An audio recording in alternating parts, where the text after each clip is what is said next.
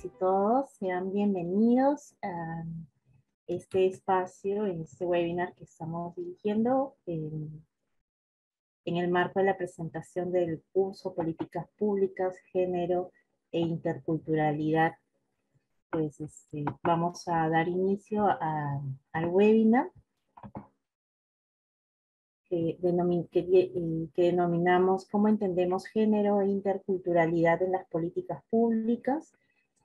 Para este espacio nos acompaña Iliana Rojas. Ella es docente en diversas casas de estudio, es máster en políticas públicas y sociales por la Universidad Pompeu Fabra en Barcelona, es licenciada en Derecho por la Pontificia Universidad Católica del Perú. Tiene experiencia, cuenta con una experiencia profesional con más de 10 años a nivel nacional e internacional, tanto en el sector público como privado. Cuenta con una especialización en derechos humanos, gestión pública, ambiente, género e interculturalidad. Actualmente es especialista legal en la institución de Derecho, Ambiente y Recursos Naturales, DAR. Pues bien, Iliana, muchísimas gracias por estar aquí con nosotros y gracias por este tiempo que nos permites y que nos brindas. Y te damos la bienvenida nuevamente y quedamos a tu disposición para escuchar tu presentación. Muchas gracias, Vanessa, y buenas noches con todas y con todos. Gracias por la presentación. Bueno, yo actualmente, además de ser docente de algunas casas de estudio, soy consultora actualmente independiente en materia de salud ambiental, pueblos indígenas. Así que, bueno, con esto, pues ya iniciamos el webinar. Como señaló bien Vanessa, y voy a proyectar en estos momentos las diapositivas.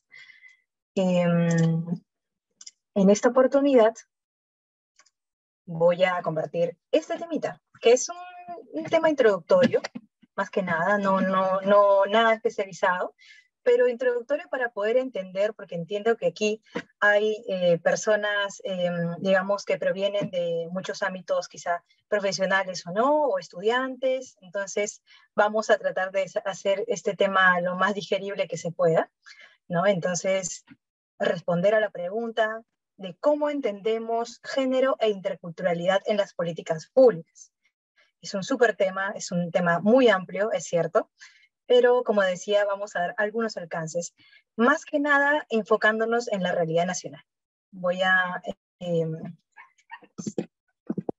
allá. ¿Sí se ve, cierto? ¿Se puede visualizar? Sí, se visualiza perfectamente. Muchas gracias, Vanessa. ¿Qué es esta cifra? ¿Qué ven aquí? Yo sé que no me pueden responder, pero quizá esta pregunta para que la tengan en la cabeza. Creo que por ahí no ha respondido. Buenas tardes, Betsy. Visualizamos pueblos indígenas.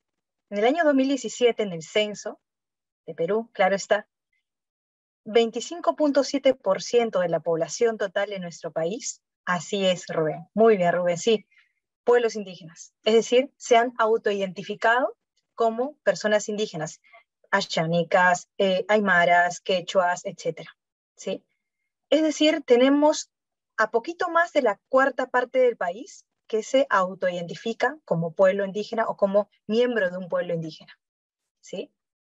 Teniendo en cuenta esto, y teniendo en cuenta, para comenzar, ¿no? voy a comenzar con algunos datos, ¿sí? Antes de pasar propiamente al tema, porque tan importantes como los conceptos digamos, el desarrollo, el marco teórico, también es importante la data, ¿no? ¿Con qué data contamos? Para saber de quiénes estamos hablando cuando hablamos de enfoques de género e interculturalidad. Acá tenemos una siguiente cifra, lamentable. La encuesta ENDES del año pasado, el 54.8% de mujeres en general en todo el Perú ha sido víctima de violencia de género. Esto implica violencia física, verbal, psicológica, económica y el sinfín de formas de violencia de género que existen en la actualidad y persisten, lamentablemente. 55.3% en el área urbana, 52.3% en el área rural. Esto no quiere decir necesariamente, y ojo que hay que leer esto, se puede leer de dos formas, que hay más violencia de género en el área urbana que en la rural. Pero también se puede leer de la siguiente manera. Quizá en el área rural no se denuncia tanto, porque esos son los casos denunciados, ojo, no se denuncia tanto como en el área urbana. ¿Quién sabe? Lo más probable es que sea lo segundo. El punto es que tenemos a más de la mitad de las mujeres, o mejor dicho, del país en general, no solo mujeres, porque violencia de género no solamente es contra las mujeres, tenemos al 54.8% de la población peruana que ha sufrido de violencia de género. Discriminaciones a migrantes, más específicamente de venezolanos y venezolanas, porque hay muchos estudios, bueno, recién se están dando los estudios en estos últimos dos años, incluyendo para ver en qué condiciones se encuentran las personas migrantes venezolanas que han llegado acá al Perú. No son las únicas personas, la única nacionalidad migrante no es la venezolana, es cierto, pero hay, como sabemos todos y todas, y lo vemos, hay un gran apogeo de migración. Y no necesariamente una migración voluntaria, sino, digamos, se han visto obligados y obligadas a dejar el país por múltiples razones, y creo que más o menos conocemos por las noticias. 30% de las personas que han sido entrevistadas, encuestadas, o, bueno, es un poco feo decir estudiadas, porque no somos objetos de estudio, sino sujetos, personas. 30% de esas personas consideran o han considerado que han sido víctimas de discriminación. Y de estas, el 31.6% de mujeres refugiadas, inmigrantes, consideran que han sido víctimas de xenofobia, ¿no? Discriminación y todas las conductas derivadas de las mismas. Esto ha sido un estudio de hace un par de años y da cuenta de esta realidad. En cuanto a la comunidad LGTBIQ+, es decir, LGTBIQ+, lesbianas, gay, bisexuales, transexuales, bueno, transexuales no, trans, comunidad trans en general, intersex, queer y más, porque hay múltiples identidades de género e identidades sexuales, ¿no? Tenemos un estudio, bueno, más precisamente, el INEI, ¿no? Hubo una encuesta virtual hace 4 años, en 2017, una encuesta virtual a la comunidad LGTBIQ+, y tenemos al 62.7% de población LGTBIQ+, que ha sido víctima de discriminación. Teniendo en cuenta que el 83.6% no tiene mucho que ver con esta cifra, pero tiene que ver mucho con la población no blanca, o que se autoidentificó como no blanca, ¿no? O sea, es decir, población afrodescendiente, población quechua, aymara, mestiza incluso, es decir, que no entra en la categoría de blanca como raza, es el 83.6% de esta comunidad LGTBIQ+ no blanca. Entonces, cuando hablamos, de estos grupos, ¿no? Cuando hablamos de pueblos indígenas, mujeres, personas migrantes, comunidad LGTBIQ+, hablamos al fin de cuentas de grupos en situación de vulnerabilidad. Ojo, no grupos vulnerables, porque no somos, y bueno, podría incluirme, soy una mujer, no soy vulnerable, sino que se me ha colocado en una situación tal que no puedo, por ejemplo, en la misma medida quizá que un hombre, ¿no? En la práctica, ejercer mis derechos. Peor aún, de repente, una mujer indígena o analfabeta también está, digamos, en peores condiciones, ¿no? En cuanto a la garantía de sus derechos que cualquier otra mujer. Pero ahora vamos a ver la cuestión de la interseccionalidad. Ahora vemos ese término. Entonces, teniendo en cuenta que esos 4, bueno, hay más grupos de situación de vulnerabilidad, es que nace, o mejor dicho, sí, nace la necesidad de esta protección especial. ¿Y por qué se protegen especialmente? Porque, claro, al fin y al cabo lo que se protege especialmente son estos grupos en situación de vulnerabilidad. Ojo, nuevamente, sé que puede sonar repetitivo, pero es muy importante tener en cuenta que no somos vulnerables, sino que se nos ha colocado históricamente en una situación de vulnerabilidad tal que no podemos, bueno, me incluyo porque soy mujer, pero no podemos ejercer nuestros derechos de manera plena, ¿no? O como debería de ser. Entonces, esta protección especial, ¿no? Porque muchas veces se confunde y seguramente ustedes, es muy probable que en las redes sociales, en la televisión, en cualquier medio de comunicación, interactivo o no, hayan quizá escuchado o visto o leído acerca de por qué estos grupos, ¿no? Me refiero a estos grupos, perdón, me refiero a estos grupos. ¿Por qué estos grupos están siendo privilegiados? ¿Por qué, por ejemplo, la comunidad LGTBIQ+, tiene que aprobarse el matrimonio entre personas del mismo sexo? Se les estaría dando privilegios. Seguramente han escuchado alguna afirmación por ahí así. ¿O por qué existe el feminicidio? Simplemente ¿por qué no existe el homicidio como figura jurídica? ¿Por qué el feminicidio? ¿Y por qué no el masculinicidio? ¿No? Justamente, o incluso, ¿no?, los pueblos indígenas, ¿por qué tienen corona? ¿Por qué se les consulta previamente? ¿Pero por qué? Si los demás ciudadanos simplemente a las demás se les expropia la propiedad y se acabó, y se le pagan justo y precio, y pues se explora ahí, qué sé yo, no sé si hay minerales, petróleo, etcétera, ¿no? Entonces, ¿por qué protegemos especialmente? Esta protección especial necesariamente es dar privilegios a estos grupos de situación de vulnerabilidad. La respuesta es no, porque tenemos, no sé si logran mirar la cámara, pero tenemos, imagínense ustedes una balanza, o un sub y baja, como quieran. Cuando un lado de la balanza o del sub y baja está más, ¿no?, más cargado que el otro, no tenemos una situación de igualdad real. Podemos tener igualdad ante la ley, es decir, igualdad en la Constitución Política, cuyo artículo 2, ¿no?, señala que todos y todas somos iguales, ¿no?, o sea, que tenemos derecho a la igualdad y no discriminación, es cierto, y muchas normas nacionales e internacionales, de las cuales somos parte como Estado peruano, también señalan que somos iguales, o deberíamos de serlo. La realidad es que no somos iguales, no hay una situación de igualdad real, y tenemos esta balanza desbalanceada, ¿no? Un desbalance de la balanza, ¿no? Entonces, como tenemos un desbalance, y justamente esa es una de las razones por las cuales se da esa protección especial, es que necesitamos refuerzos, necesitamos medidas, ¿no? Medidas, bueno, no cualquier tipo de medida, dependiendo de cada situación, de cada grupo. Necesitamos medidas que logren equilibrar esta balanza, ¿sí? Para que ambos lados, grupos en situación de vulnerabilidad y los que, digamos, gozarían de más privilegios en la sociedad, porque justamente no, quienes gozan de privilegios no son los grupos en situación de vulnerabilidad.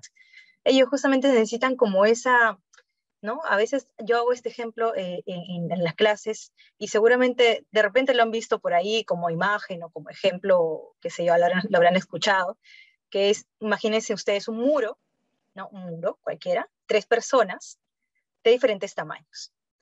La persona más alta, muy seguramente, o mejor dicho, sí va a lograr ver al otro lado del muro.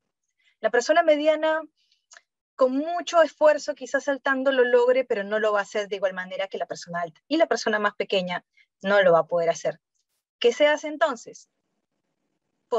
Se me podría ocurrir dar ladrillos, banquitos, lo que sea, que pueda permitir que tanto la persona mediana logre más o menos el mismo tamaño que la persona alta, y la persona más baja logre el mismo tamaño que las otras 2 personas.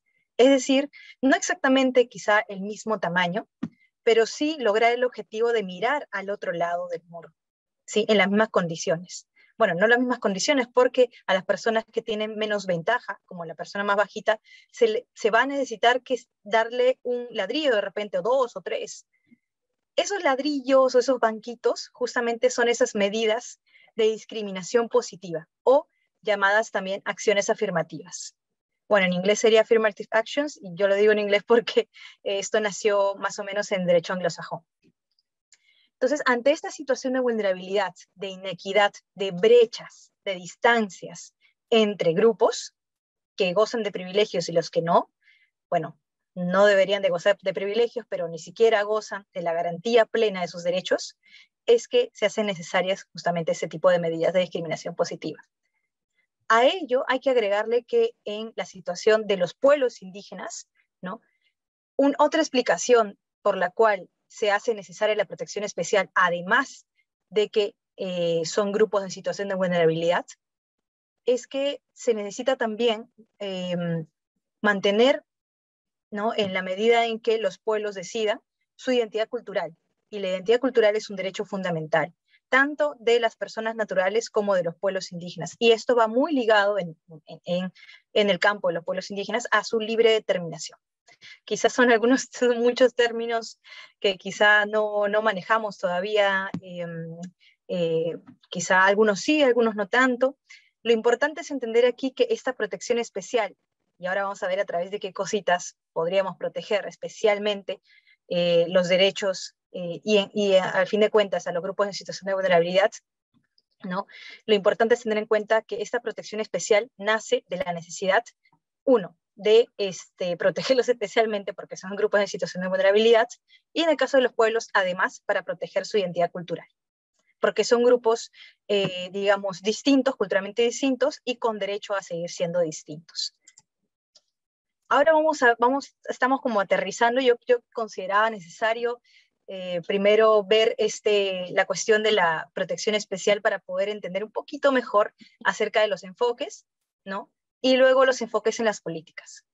Entonces, ojo, este es un webinar introductorio. Me gustaría abarcar más puntos acerca de los enfoques, pero voy a hacerlo de manera bastante general. Igual, si tienen preguntas, yo encantada de escucharles hacia el final de la exposición. Cuando hablamos de enfoques, en general, no solamente de interculturalidad, de género, cuando hablamos de enfoques, cuando yo enfoco algo, hablo de, y lo asemejo a las gafas, que son las que yo tengo puestas en estos momentos. Gafas. Sin estas gafas, yo veo distinto. Pero con estas gafas, al menos para mí, que tengo miopía, veo mucho mejor las cosas.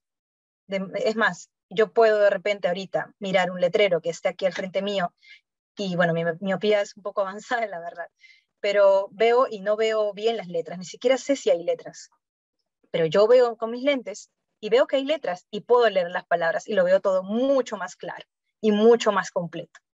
Así pasa con los enfoques. Con los enfoques yo puedo ver de manera más clara, de manera más completa la situación, ¿no?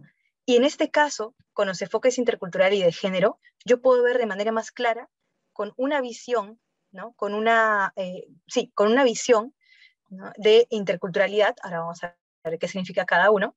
Puedo ver con una visión de género, ¿no? Con otra forma de ver las cosas. No como antes sin los enfoques, sino ahora con los enfoques reforzados. Enfoque de género. Es un poco amplio de definir el enfoque de género y el enfoque de interculturalidad, pero yo creo que estos 5 puntos podrían tenerse en cuenta para poder introducir en el tema o en la cuestión del enfoque de género. ¿Qué es? En ambos casos, y vamos a ver al menos la primera línea repetida en el siguiente enfoque, ambos enfoques, como todos los enfoques, son herramientas analíticas y metodológicas, es decir, son herramientas, instrumentos que me van a servir para analizar una realidad determinada, ¿no? Y metodológica porque se utilizan ciertos, vale la redundancia, métodos, quizá de recojo de datos, ¿no?, para investigar, para poder ver, ¿no?, al fin y al cabo, para poder ver una realidad determinada con ciertas gafas. ¿Con qué gafas? Ahora vamos a ver. Estos enfoques, es necesario que esos enfoques sean transversales, ¿sí? Es decir, cuando hablamos de transversalidad, hablamos de que estén, en términos simples no sé, coloquiales, que estén chispeados en todos lados, ¿sí? No solamente ponerme estas gafas a veces, no, ponérmelas siempre, en cualquier situación, porque esto está en todos lados. No vale quizá de repente ver el enfoque de género en una realidad y en otra en que también, digamos, requiera un análisis con enfoque de género. No, es necesario que sea transversal, en todos lados, en todas las instituciones, en todas las normas, en todos, ya vamos a ver ese detalle. Entonces, equidad de género en las relaciones. Equidad de género.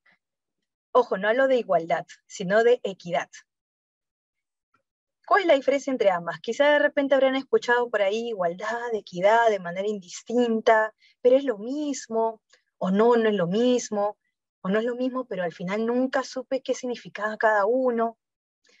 Igualdad, al menos como se entiende en la doctrina y como, bueno, al menos lo entiendo yo, es una situación, digamos, vamos a ponerlo así, de igualdad ideal, ¿no? Para la redundancia.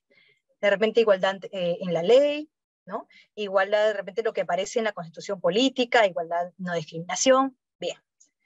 Pero equidad, ojo, o sea, igualdad, mejor vamos a poner un ejemplo en un salón de clase. O un ejemplo de aquí mismo. Somos 24, al menos en Zoom, somos 24 participantes, incluyéndome. Entonces, imaginemos que estos 24 o estas 24 participantes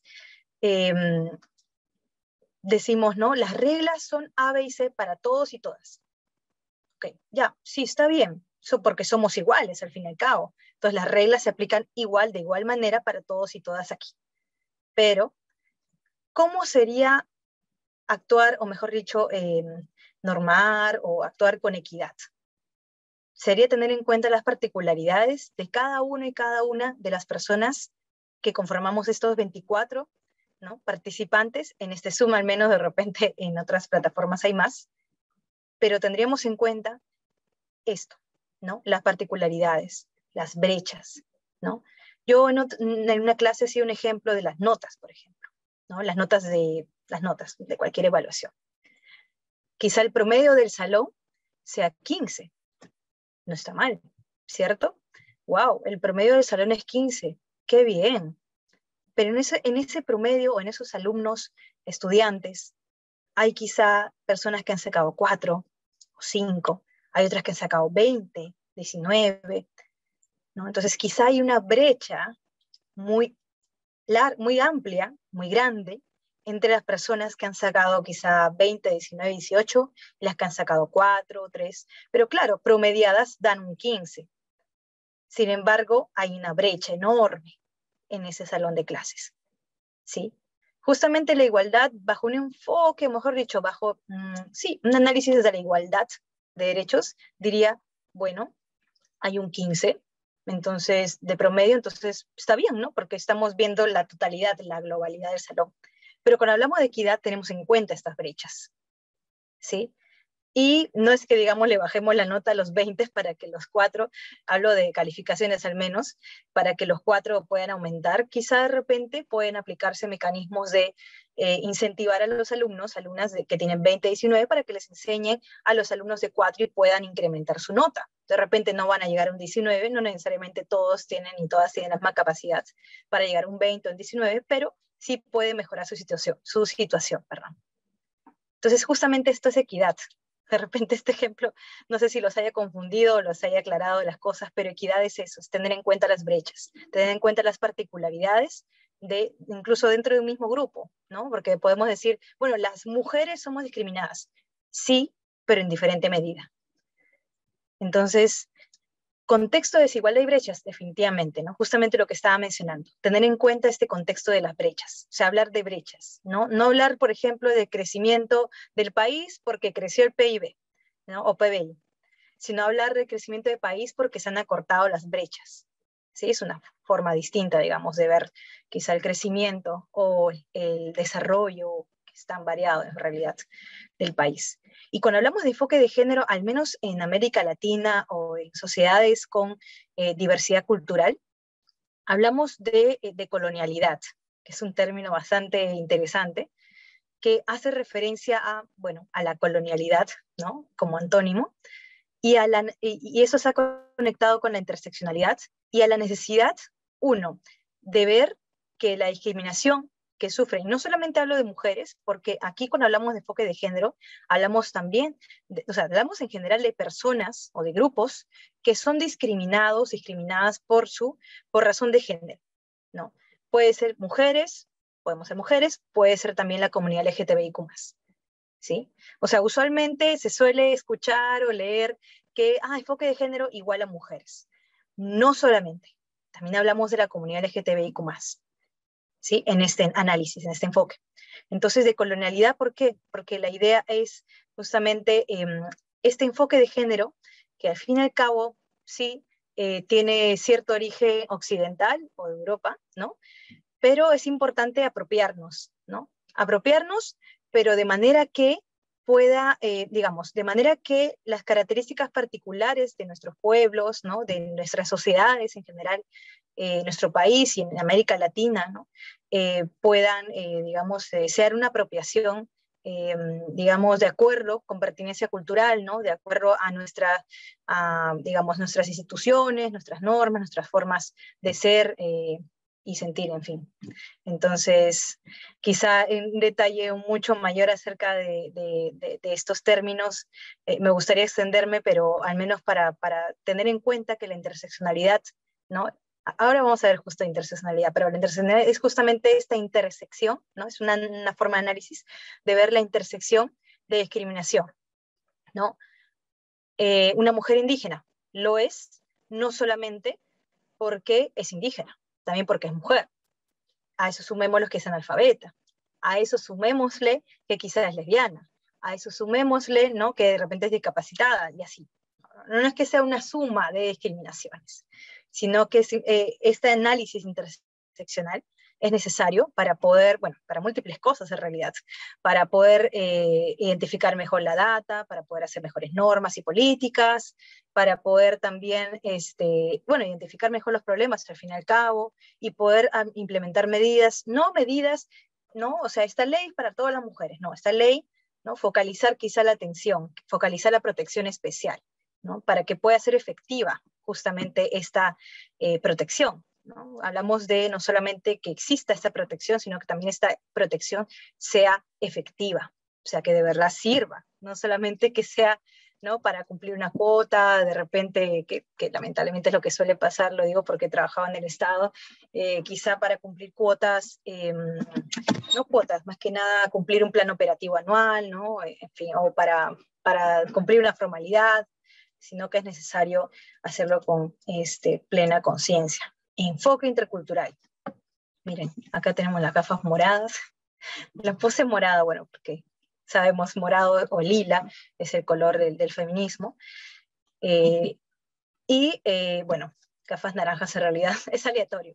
Así que, pero igual quise poner gafas para que entendamos que cuando hablamos de enfoques nuevamente, quizá para quienes recién se incorporan, hablamos de gafas para mí, como las que tengo yo, para ver mejor las cosas.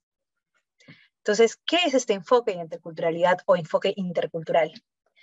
Es como el enfoque también de género, un enfoque, ¿no? Una herramienta analítica metodológica transversal, ¿no? Y que supone un diálogo o una horizontalidad, un diálogo intercultural, ¿no? En las relaciones, ¿no? Una cierta horizontalidad, ¿sí? No solamente en las normas, no solamente, también en todo el aparato estatal. Entonces, ¿no? Hablamos de un contexto de desigualdad, igual que en el anterior caso, igual que en el enfoque de género. Y claro, hay una diferencia, quizá extenderme en esto, pero quizá que lo tengan en cuenta, ¿no? Multicultural, seguramente han escuchado, nuestro país es multicultural o pluricultural, ¿no? Y quizá nos confundan estos tres términos, ¿no? ¿Qué es multicultural? Pero no es lo mismo, al fin y al cabo son cultural, ¿no? Termina en cultural, puede ser lo mismo. No, no es lo mismo. No es lo mismo, bueno, quizá para explicarlo en breve, porque me gustaría pasar a las políticas públicas, que es el corazón de esta, y no lo más, digamos, no es que eso no sea importante, sino que es necesario entender eso para poder entender la partecita de políticas. Pero estas tres básicamente hacen referencia a una cierta, imagínense una escalera, ¿sí? Una escalerita, el primer escalón es multicultural, el segundo vamos avanzando, ¿no? Más arriba, pluricultural, ya hay un escalón final, digamos, arriba, ¿no? En la cima está lo intercultural. ¿Sí? Lo intercultural como, digamos, idealmente, ¿no? Concebida como interculturalidad crítica, que es como concibe, bueno, Catherine Walsh, que trata muy bien el tema de la educación intercultural bilingüe, pero ella menciona la interculturalidad crítica.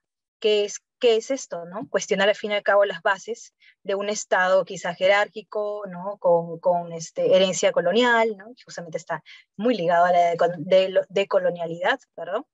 Entonces, hablamos como de un cierto, ¿no? Un cierto estadio, ¿no? Primer estadio, segundo, tercero, ¿no? Hasta llegar al intercultural, ¿no? Pero eso a grandes rasgos puedo decir acerca de estas tres, de esos tres conceptos que a veces se confunden, pero no son lo mismo, ¿no? Entonces, cuando los enfoques se juntan y hacen crash, ¿no? Hablamos de estos, al menos de estos puntos que están aquí en circulitos medio deformes, ¿no? Empoderamiento, interseccionalidad, ya lo mencionamos, libre determinación, discriminación múltiple, igualdad y no discriminación, ¿no? Bueno, esto está en positivo, esto está en negativo, pero esta es una situación. Justamente mencionaba que cuando tenemos a población o grupos en situación de vulnerabilidad en los que recaen múltiples discriminaciones o múltiples causas de opresión, ¿no? Como pueden ser el género, la raza, el origen, etcétera.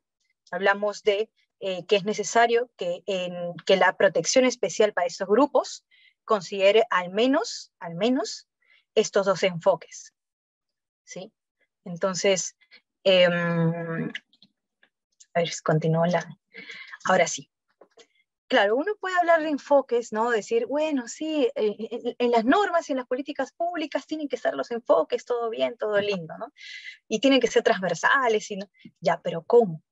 Ya, ¿cómo materializas esto, no? Puedo hacer de repente un artículo de 50 páginas, sí, conclusión, las políticas públicas necesitan tener enfoques interculturales y de género. Bien, ¿cómo lo hacemos? ¿No? Entonces, esa es una pregunta cuya respuesta aún está siendo trabajada, bueno, no siendo trabajada, sino, digamos, la puesta en práctica de cómo implementamos los enfoques, de estos enfoques al menos en las políticas públicas, en las normas en general, en toda aquella medida estatal dirigida a proteger especialmente a estos grupos de situación de vulnerabilidad, aún todavía está en construcción.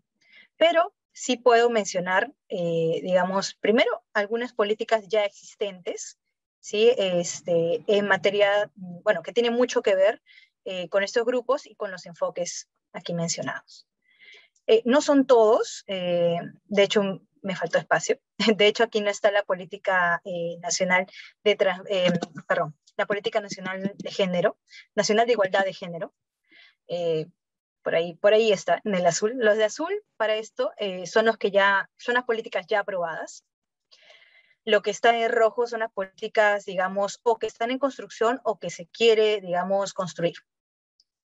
Bueno, lo que está aquí en verde lo pongo porque ya está como a punto de nacer, está todavía en proceso de participación ciudadana.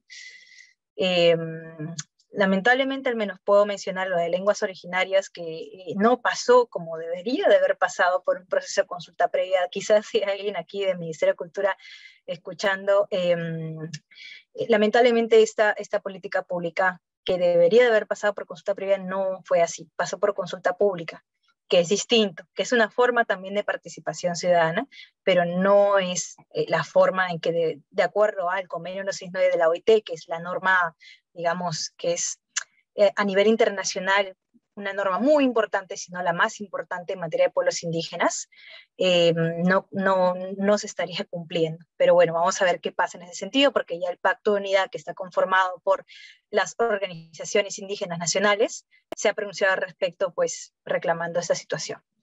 Pero bueno, en cuanto a las otras políticas, sí se ha dado, bueno, no en todas, se ha dado consulta previa, pero lo que yo quiero llegar es que cómo es que cada política, al menos las azulitas de acá, no voy a tratar cada política, pero la pregunta es cómo cada política implementa estos enfoques, ¿no? ¿Por qué? ¿Por qué son necesarios estos enfoques, al menos estos enfoques en estas políticas? Porque todas estas políticas involucran a estos grupos justamente en situación de vulnerabilidad. Mujeres, comunidad LGTBIQ+, pueblos indígenas, mujeres migrantes, ¿no? En fin, entonces es necesario que como estas políticas regulan directamente o tienen mucho que ver directamente con estos grupos, es necesario implementar. Ahora, podemos encontrar a los enfoques desde la definición, ¿no? De hecho, cada política siempre tiene su glosario al inicio, ¿no? Su glosario de términos, y bueno, hay por ahí algunas políticas que solamente han mencionado, bueno, enfoque de género es tal, pero no se ha visto en el contenido ni tampoco se ha visto quizá en la construcción de esta política, ¿no? Porque no es necesario solamente tener una política que diga, bueno, el enfoque de género, el enfoque de cultura es A, B, C cosa, ¿no? Y ya está, ya cumplimos. No. Incluso la misma construcción de la política pública tiene que tener enfoque de género, tiene que, por ejemplo, ¿no? Involucrar a las mujeres, pero no solamente para que cumplan una cuota, que es necesaria la cuota, pero no suficiente, sino también generar condiciones para que ellas puedan participar, más aún si son mujeres indígenas quizá, que tienen roles quizás sociales que asumir en la comunidad, como el cuidado de los hijos, ¿no? El cuidado del hogar en general, ¿no? Entonces se puede decir de repente, bueno, pero he involucrado, o sea, he invitado a mujeres indígenas a la consulta previa de tal lote, pero no han querido venir, o han venido, pero han estado calentando el asiento y se han ido a cada rato a atender a los hijos. Bueno, en realidad en estos casos, por poner solo un ejemplo, ¿no? Porque hay muchos más ejemplos acerca de cómo es que puede darse este enfoque de manera muy superficial, pero no de verdad, ¿no? Entonces, ¿cómo logramos, por ejemplo, en este caso, que involucrar a las mujeres? Por ejemplo, no sé, asignándoles algún cuidador o cuidadores cuyos hijos requieran cuidado, ¿no? O, digamos, generar una serie de condiciones, ¿no? No solamente de los hijos, sino también, incluso de repente estando ahí ya pudiendo participar, digamos, plenamente, quizás se sienten cohibidas porque los varones puedan burlarse de ellas, como suele pasar, ¿no? Etcétera. En fin, un sinfín de situaciones que en la práctica puedan generar que las mujeres o los grupos en general en situación de vulnerabilidad no participen plenamente en la construcción de cierta política. Y en cuanto a la regulación o el contenido de la política en sí, quizá solamente lo vemos como enfoque, pero no vemos quizá que haya como condiciones, ¿no? Como medidas o submedidas o actividades específicas, o objetivos específicos o indicadores específicos que me den indicios de que los enfoques de verdad se están implementando, ¿no? Entonces,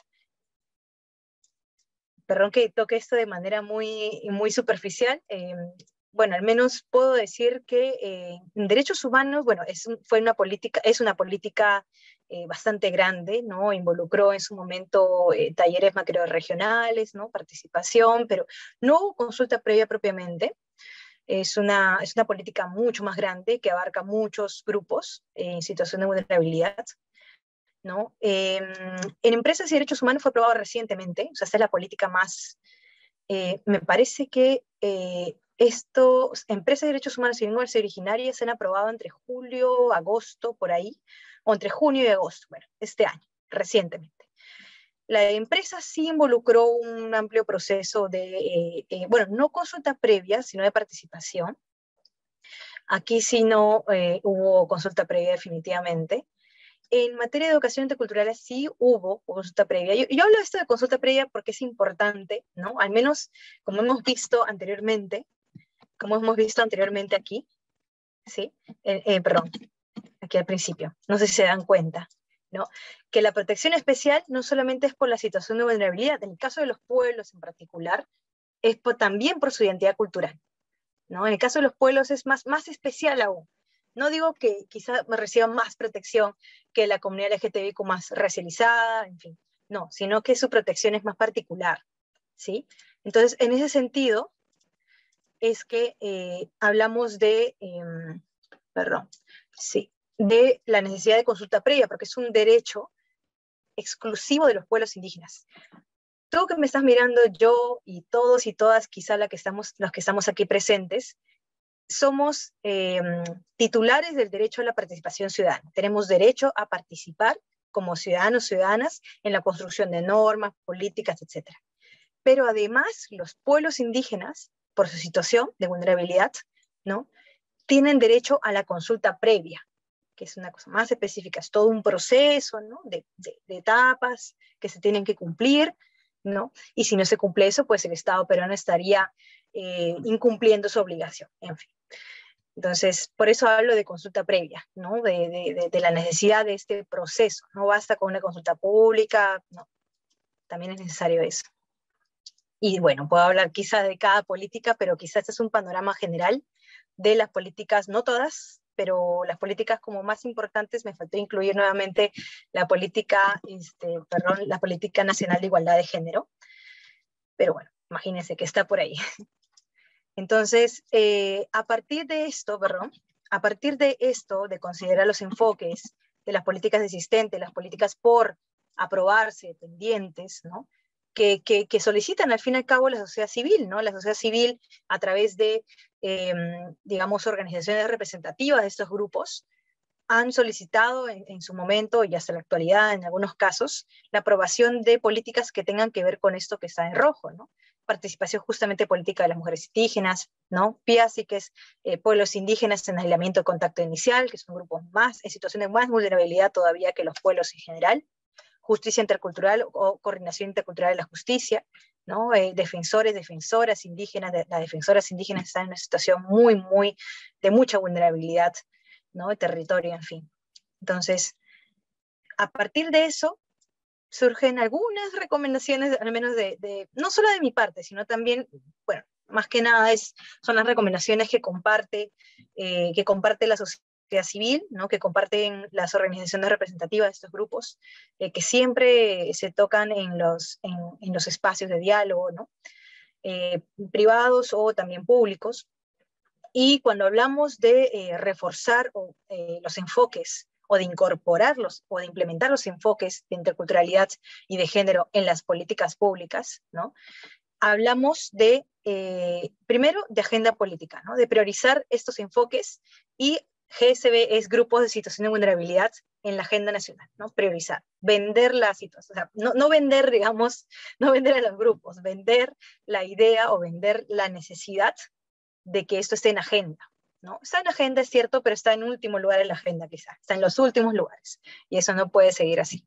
Porque si no está en la agenda, no está priorizada en la agenda, podemos tener muy buenas políticas públicas, muy buenas normas diseñadas, todo bien, una buena institución diseñada, pero si no tiene suficiente impacto, ¿no? Si no se, por ejemplo, dispone de presupuesto público, si no, en fin, no se puede hacer mucho o nada, lamentablemente, ¿no? Data segmentada, generación de data con segmentación de edad, género, origen, etc.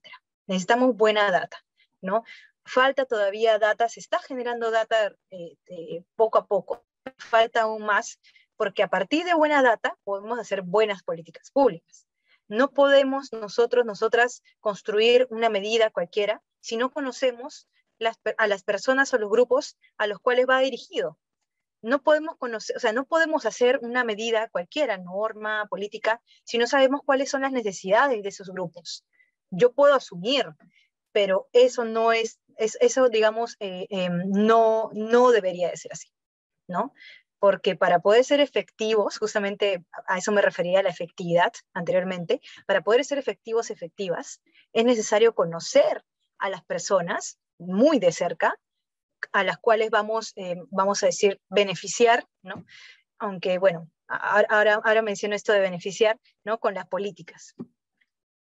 ¿Y por qué hablo de esto de beneficiar entre comillas? Porque, bueno, al fin y al cabo esto puede sonar a, bueno, yo les voy a dar, ¿no? Yo soy papá Estado, les voy a dar todo porque son unos niños, en fin, no es así. Ahora vamos a ver una frasecita final que puede resumir esto. Mecanismos de participación, ¿no? La democracia cada vez más, a lo largo de la historia, es más participativa y eso está bien, ¿sí? Entonces hay mecanismos de participación ciudadana. Como mencionaba, no solamente está la participación ciudadana en sí, derecho al cual tenemos acceso todos y todas, porque somos ciudadanas, ciudadanos, sino también la consulta previa en el caso de los pueblos indígenas, ¿no? Que sea relevante y vinculante esa participación, no solamente, y disculpen la expresión, para ir a caretar el asiento, ¿no? En el caso, por ejemplo, de las mujeres indígenas, ¿no? Sino también que se generen condiciones. Ahora justo voy a mencionar lo de las condiciones. Ahí está, justo. Las condiciones previas, ¿no? Previas, o sea, antes de que se dé esta participación, genera condiciones múltiples para que esta participación se dé de manera plena, relevante y vinculante, idealmente. Vinculante en el, digamos, marco de un Estado, idealmente, y esperemos, un Estado intercultural, un Estado intercultural, o sea, esa es la idea, que lleguemos a un Estado intercultural. Institucionalidad estatal, articulación entre instituciones públicas, ¿no? Y entre estas y la sociedad civil, articulación. ¿no? No solamente mandar, no solamente o sea, no una relación de jerarquía, ¿no? Yo te mando, yo te digo qué hacer, no. Una coordinación. Y ahí justamente se ve la interculturalidad, ¿no? En la coordinación, en la horizontalidad. Ahí se ve la interculturalidad crítica, ¿no? Que cuestiona, digamos, las bases jerárquicas, llámenlo como quieran, o las bases coloniales. La idea es que puede haber cierto nivel de horizontalidad en la coordinación, en la articulación. Es necesario, ¿no? Unir esfuerzos, más mentes, mejores ideas. Normas y políticas públicas con pertinencia cultural, ¿no? Con un análisis interseccional, considerando la discriminación múltiple, y con enfoque de derechos definitivamente. Competencias específicas, ¿no? Hablamos, ¿a qué me refiero con competencias específicas? No solamente hablamos de políticas bien hechas, de instituciones bien diseñadas, ¿no? Hablamos también de personas, ¿no? De recursos humanos, de personal, de personas, ¿no? Como yo, como nosotras, nosotros, que tendríamos que estar capacitados, capacitadas, ¿sí? En interculturalidad y en género, desde los niveles operativo-administrativo hasta el técnico o gerencial, en todas las escalas, ¿no? Tendríamos que estar realmente preparadas para poder atender a todos los niveles a las necesidades de estos grupos en situación de vulnerabilidad. Enfoque de género, enfoque intercultural, que en realidad está en todo esto, pero el enfoque de género, como para hacer un resumen quizá, ¿no? Transversalidad en ambos enfoques, ¿no? Con interseccionalidad en el caso de género, con decolonialidad, con esta mirada decolonial. En el enfoque de interculturalidad, nuevamente transversalidad, la priorización de la interculturalidad crítica. Nuevamente, esta idea de, digamos, desterrar las bases coloniales, ¿no? De jerarquía, proponer algo más, lo más horizontal, ¿no? Que se pueda poco a poco, por etapas. Lo ideal sería llegar a esa horizontalidad. Y experiencias compartidas, por último. Es necesario mirar al costado. ¿Qué tenemos al costado? Y no solamente al costado de los países, o sea, ver, no sé, Chile, qué sé yo, Colombia, etcétera, ¿no? Sino también quizá ver al costado, de repente si tenemos una política regional, mirar a la otra región, quizá la región Loreto tiene mejores políticas en pueblos indígenas enfocadas en mujeres, quizá, etcétera, ¿no? Amazonas, no lo sé. Entonces, es necesario ver buenas prácticas, no imitarlas, ¿no? O sea, no imitarlas, no cogerlas exactamente igual, copiarlas y pegarlas, sino adaptarlas. Quizá podemos coger esta experiencia de aquí, esto funciona muy bien, vamos a ver si funciona adaptando a mi realidad, ¿sí? Y también lecciones aprendidas, es decir, qué cosa por ahí pudo haber sido mejor en esta experiencia, quizá yo pueda tomar esta lección aprendida o las lecciones aprendidas de la propia, quizá, la institución que está diseñando la política pública, ¿no? No solamente la del costado. Entonces, quizá tener en cuenta esto, expuestos de manera bastante general estos puntos, pero tener en cuenta esta frase. Políticas públicas no solo para los grupos en situación de vulnerabilidad, a esto me refería cuando hablamos de los beneficiarios, sino con y desde estos grupos, con ellos, desde ellos. Entonces, bueno, próximamente el curso, de repente ya se lo va a mencionar con más detalle Vanessa, pero próximamente tenemos un curso de políticas públicas, género e interculturalidad. Y estos son los grupos, no todos, bueno, algunos de los grupos, como pueden ver en la foto, de los cuales vamos a conversar, a hablar, a tratar. Así que, bueno, muchas gracias por su atención y yo dispuesta a sus preguntas. Gracias por escuchar. Gracias, Iliana. Sí, de hecho ya tenemos varias preguntas aquí.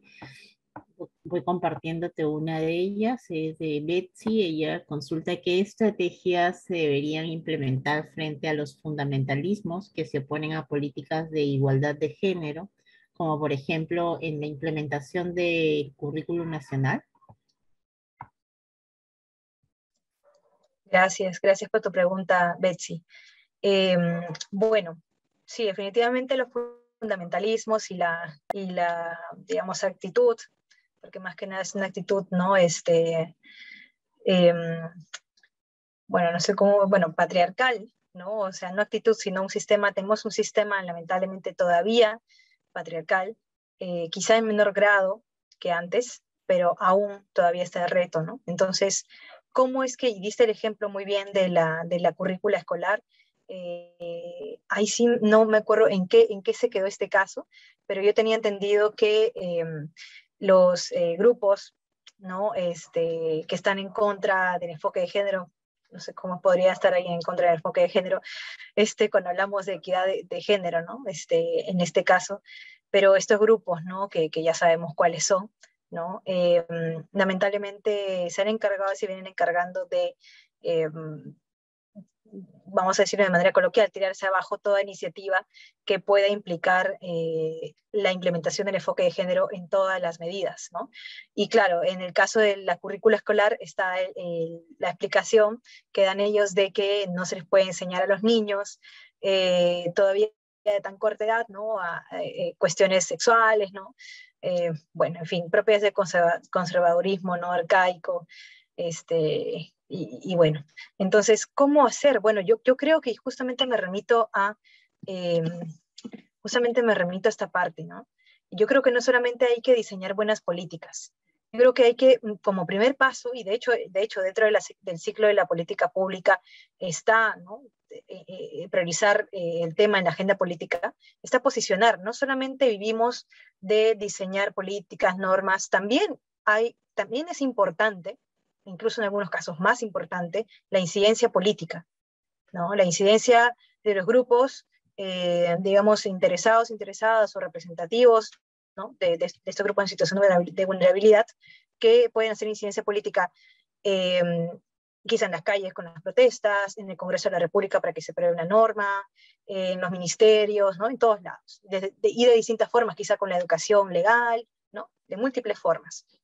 Y dependiendo de qué situación se trate, es que podemos priorizar ciertas formas o no de incidencia política, que puede ir de la mano, quizá también con, se me ocurre desde mi enfoque abogadil, no sé, que un litigio estratégico, ¿no? O sea, digamos, hay diversas herramientas desde el derecho, la política, ¿no? Y desde múltiples profesiones, en realidad, no solamente estas dos, para poder, desde varios lados, poder incidir al fin y al cabo, para que primero como primer gran paso y necesario, incluir esta necesidad de implementar el enfoque de género en la agenda política, sea en la educación, en la salud, etc. Entonces, yo creo que como primer paso el cómo, ahí está la cuestión, ¿no? Seguir ahí incidiendo, seguir insistiendo. Y creo que las cosas grandes en la historia, digamos las conquistas normativas o en general, ¿no? de derechos, se ha conseguido no en un año, no en dos, se han conseguido en un periodo largo de tiempo, ¿no? E intentando todas las formas legales, claro está. Entonces, no sé si eso responde a tu pregunta, Betsy. De repente me fue un poco por la rama. A ver, Rubén, nos hacen llegar dos preguntas más. Una de Isaac. ¿Consideras que desde el ámbito digital, muchas veces cercano a la adolescencia, haya alguna iniciativa, blog, influencer en el país que haya buscado incentivar la interculturalidad? Si no, tal vez alguno del exterior que tú puedas recomendar. Gracias por tu pregunta. Perdón, ¿quién preguntó? Disculpa. Isaac. ¿Cómo? Isaac. Isaac. Gracias, Isaac, por tu pregunta. Me preguntas acerca de si existen políticas en el Perú que regulen o que traten sobre adolescentes y con enfoque intercultural.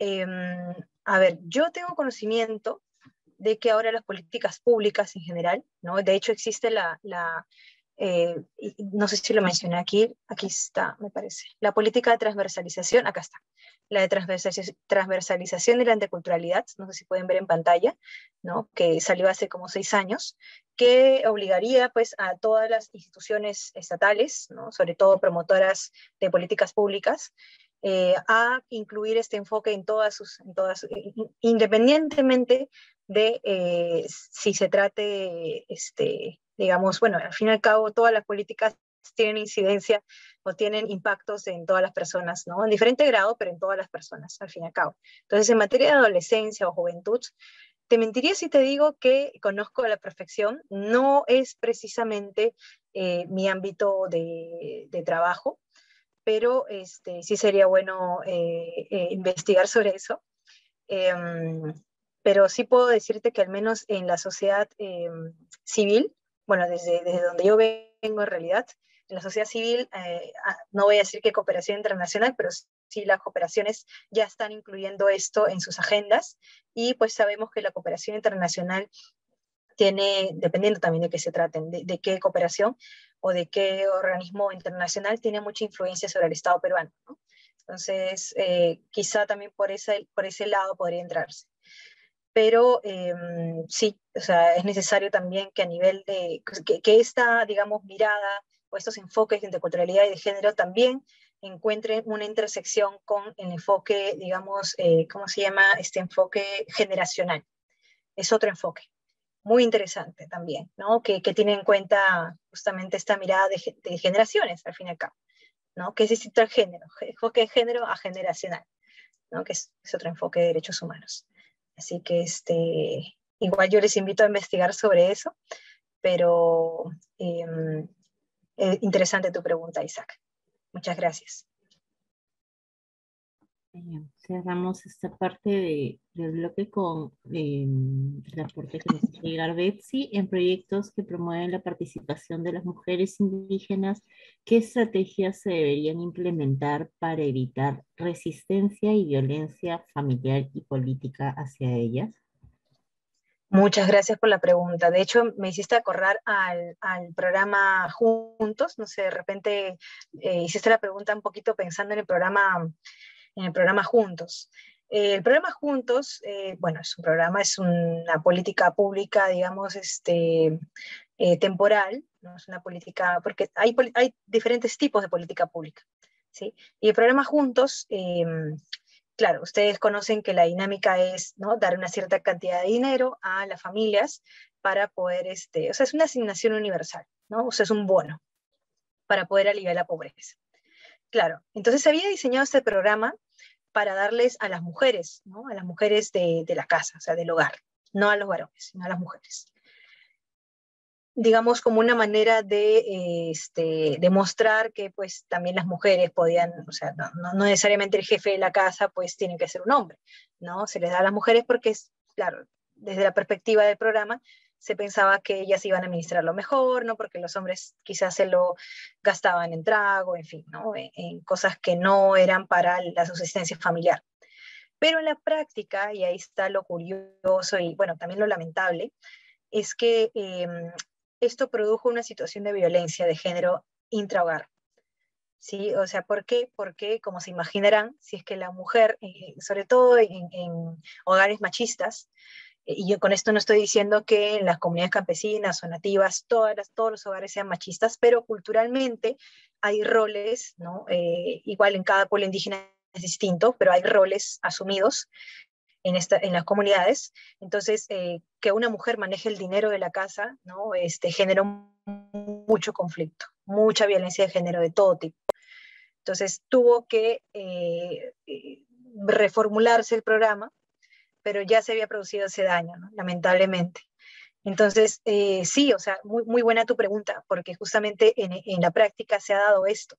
Entonces, justamente yo hablaba de generar condiciones previas, no solamente para que las mujeres participen, ¿no? De la construcción, ¿no? En el caso de las mujeres indígenas, por ejemplo, ¿no? Que las mujeres indígenas participen de la construcción de las medidas de protección especial, como las políticas públicas, sino también que también tener en cuenta que generar condiciones previas también es como, digamos, en términos coloquiales, preparar el campo y prever la mayor cantidad, o digamos, prever, digamos, esas posibilidades, ¿no? Prever que pueda darse, que en vez de repente incrementar la equidad de género, pueda disminuirla, ¿no? O sea, eso se ve en campo, eso se ve probando, pero no quizá de repente con una experiencia piloto, ¿no? Comenzando en una localidad pequeña, no al nivel nacional, ¿no? Porque puede generar un daño muy grande, ¿no? Quizá puede haber la mejor en las intenciones con ciertos programas, pero en la práctica pues puede darse todo lo contrario.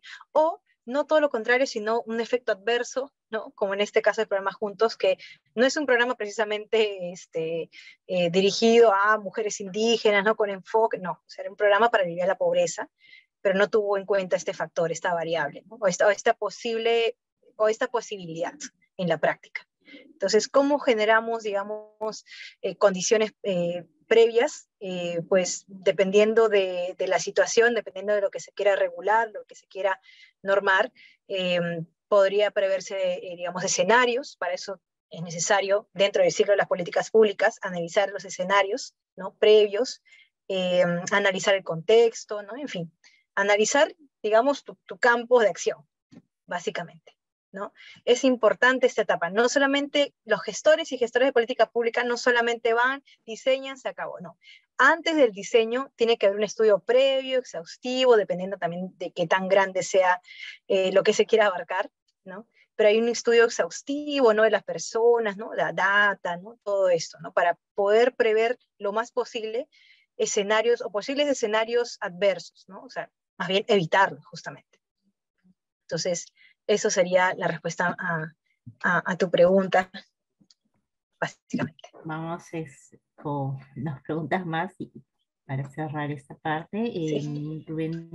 Rubén Vega consulta de qué manera se podría aplicar el enfoque de interseccionalidad en el caso de empresas privadas, especialmente en el sector de hidrocarburos y recursos hídricos. Muchas gracias, Rubén, por tu pregunta. Sí, es justamente este cruce, ¿no?, de cuando los enfoques se juntan, ¿no? En materia de empresas, de hecho mencionabas el tema de empresas, ya hay una política pública al respecto, pero quizá puedo decir de manera general, porque estamos con el tiempo, y es que cuando hablamos de interseccionalidad, nuevamente hablamos de intersección, sé que suena repetitivo, pero hablamos de intersección, ¿no? Hablamos de un análisis, de un enfoque, ¿no?, de considerar la discriminación múltiple, ¿no?, de considerar que no solamente hablamos de mujeres como si fuera un bloque, o de pueblos indígenas como si fuera un bloque, o de comunidad LGTBIQ+ como si fuera un bloque, sino hablamos de particularidades dentro de cada grupo, ¿no?, porque sufren distintas opresiones, más o menos, o distintas, ¿no? Entonces, en el caso de hidrocarburos, ¿no?, en el caso quizá de lotes petroleros, ¿no?, al fin y al cabo, quizá en el caso de la Amazonía peruana, ¿no?, si es que hablamos de nuestro país, hablamos de tener en cuenta, uno, esta diversidad, ¿no?, o esta discriminación múltiple en las mujeres indígenas, ¿no?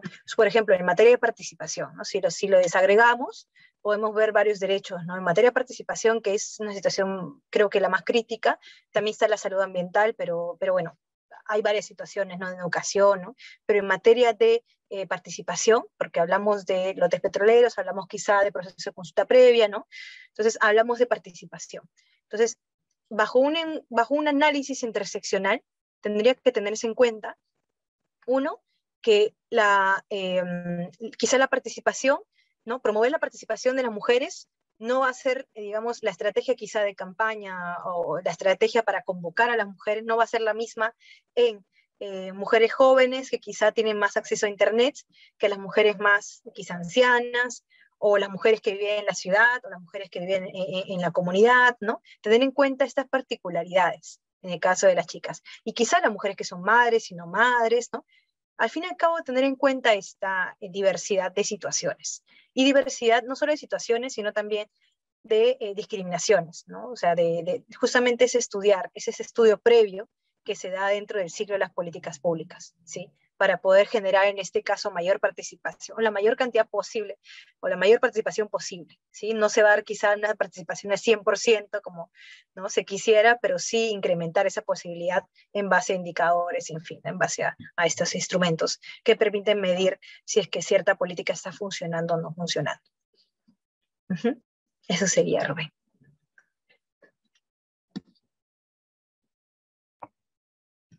Adri, Aisa pregunta,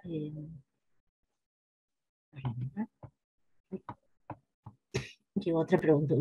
Aisa consulta cómo van los avances en esta materia en la región.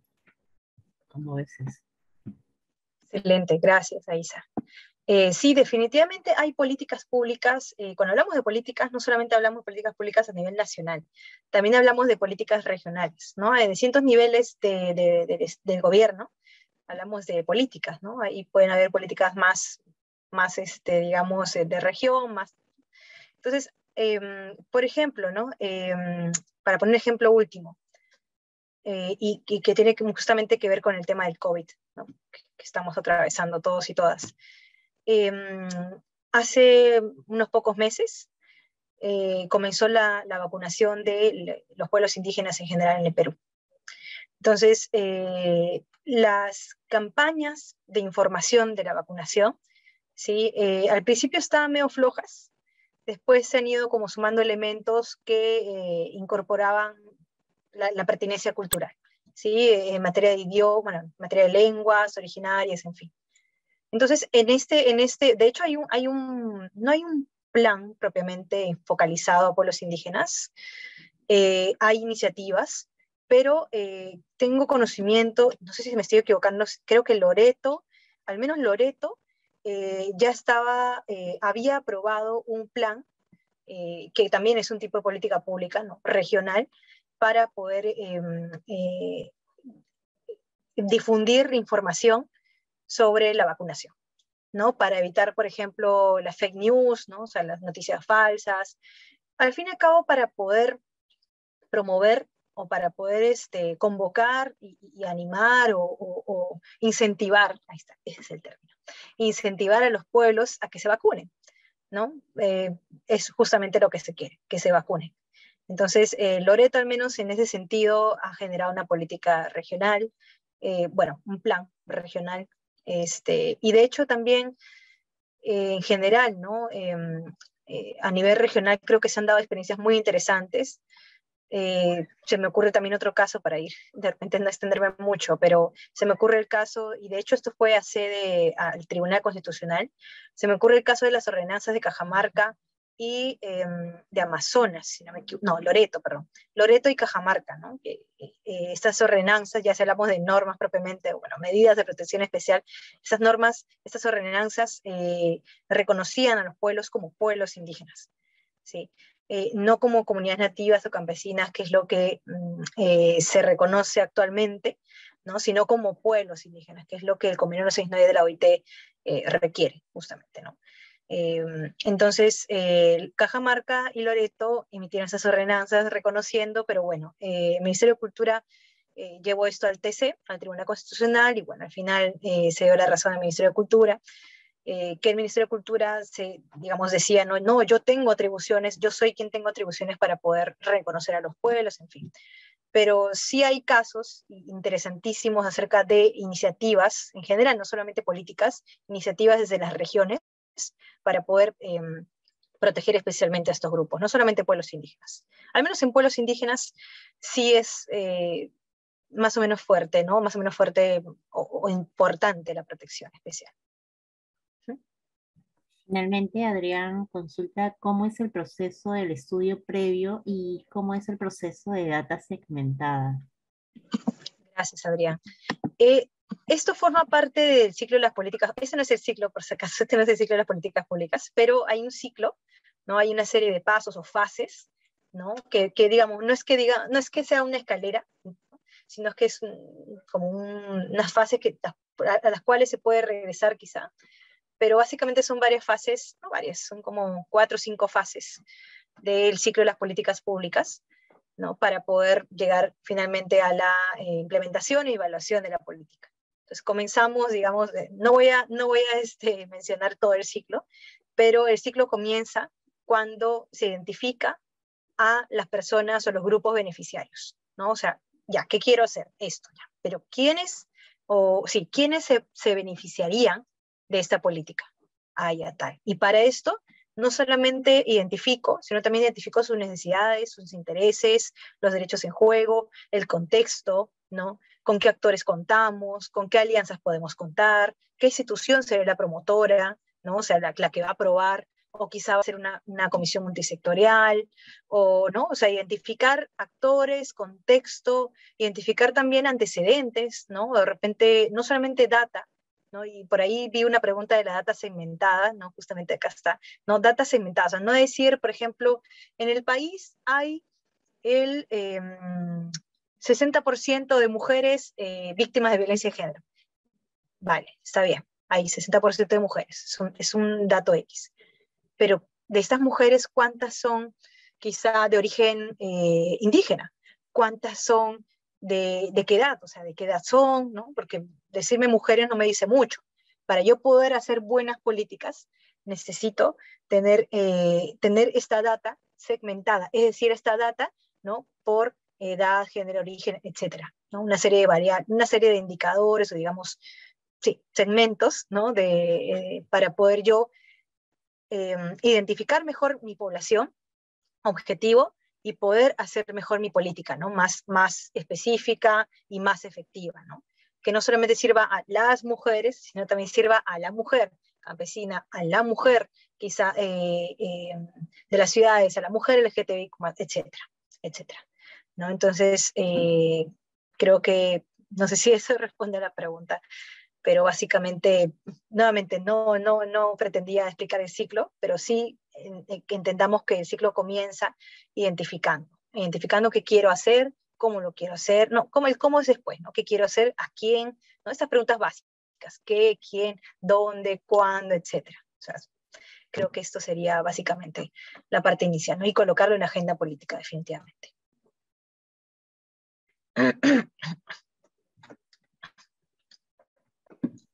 Bueno, nos ha llegado una pregunta a última hora para no dejarla ahí colgada, la vamos a pasar. Heidi pregunta, cómo estos enfoques pueden medirse en función al logro de los ODS y cuánto se ha avanzado en el Perú en estos temas, ¿no? Gracias por la pregunta. Los objetivos de desarrollo sostenible son importantes de tener en cuenta, son como, digamos,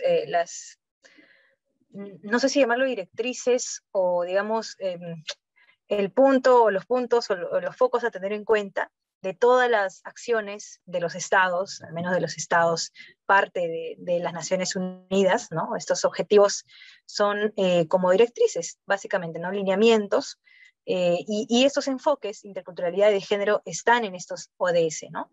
Están quizás no explicar de manera específica cómo es que en cada uno, pero sí están, de todas maneras. De hecho, solo por mencionar un ODS, ¿no? Por ejemplo, a ver, perdón, a ver, un momentito. Bueno, mientras va cargando. Las ODS, ¿no? Son varias ODS, en alguna de ellas quizá hay una ODS referida a género exclusivamente, pero eso no quiere decir que el enfoque de género, por ejemplo, solamente esté en ese objetivo. O sea, tiene que ser transversal, ¿no? Por ejemplo, y no me está cargando la máquina, pero no tengo ahorita la memoria de los enfoques. Pero imagínense de repente quienes conocen estos enfoques, imagínense cualquiera de ellos y cómo es que podría implementarse esos enfoques en cada uno, ¿no? Por ejemplo, hay uno que se refiere a la vivienda, de los que tengo en la memoria, ¿no? Cómo es que la vivienda, ¿no? Que tiene mucho que ver con propiedad, cómo es que en este tipo de situaciones, ¿no? Por ejemplo, en el caso de las comunidades campesinas, o en general los pueblos indígenas, ¿no? La propiedad generalmente es registrada a nombre de el jefe de familia, entre comillas, que sería el varón, ¿no?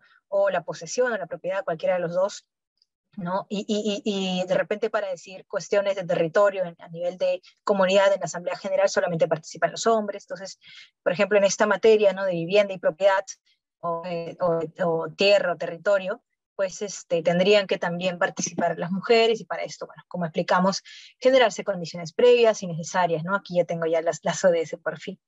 Entonces, hablamos, ¿no? De fin de la pobreza, definitivamente acá entran estos dos enfoques, porque hablamos de grupos en situación de vulnerabilidad, como mujeres, ¿no? En situación de pobreza, migrantes, ¿no? Y es necesario esos enfoques.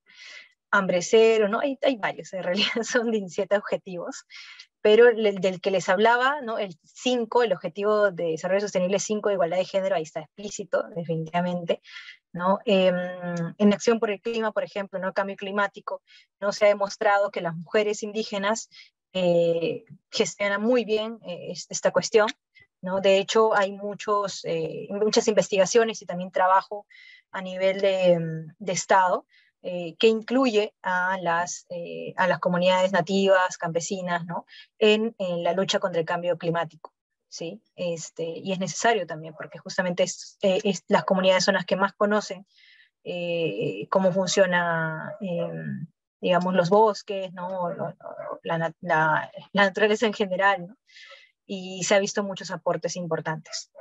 Bueno, en fin, entonces yo creo que sí, o sea, definitivamente para contestar a la pregunta, esos enfoques se pueden aplicar de distinta forma en todas las ODS, ¿no? Que son los lineamientos o guías, no sé si guías, porque guía me hace referencia a algo opcional, no optativo, yo diría más bien que son como guías vinculantes de los estados, ¿no? Que son parte de las Naciones Unidas, para poder avanzar en el desarrollo sostenible en el planeta. Muchas gracias, Liliana. Gracias a todos también por estar presentes.